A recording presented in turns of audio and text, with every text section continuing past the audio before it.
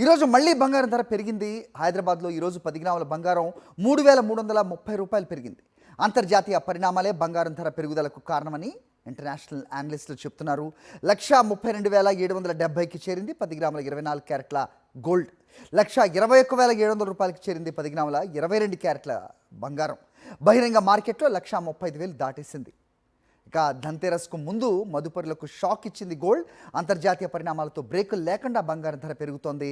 అంతర్జాతీయ మార్కెట్లో $4,350 దాటేసింది. 3 రోజుల్లోనే $200లకు పైగా జంప్ అయింది ఔన్స్ ధర. మన దగ్గర ఏడాదిలోనే 65% పైగా బంగారం ధర పెరిగింది. చైనాతో అమెరికా వాణిజ్య యుద్ధ భయం మదుపరులను వెంటాడుతోంది.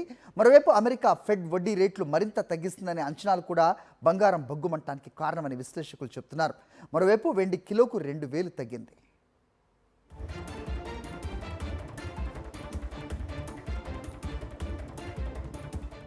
ఈరోజు మళ్ళీ బంగారం ధర పెరిగింది. హైదరాబాద్లో ఈరోజు 10 గ్రాముల బంగారం 3,330 రూపాయలు పెరిగింది. అంతర్జాతీయ పరిణామాలే బంగారం ధర పెరుగుదలకు కారణమని ఇంటర్నేషనల్ అనలిస్టులు చెప్తున్నారు. 1,32,770కి చేరింది 10 గ్రాముల 24 క్యారెట్ల గోల్డ్. 1,21,700 రూపాయలకి చేరింది 10 గ్రాముల 22 క్యారెట్ల బంగారం. బహిరంగ మార్కెట్లో 1,35,000 దాటేసింది.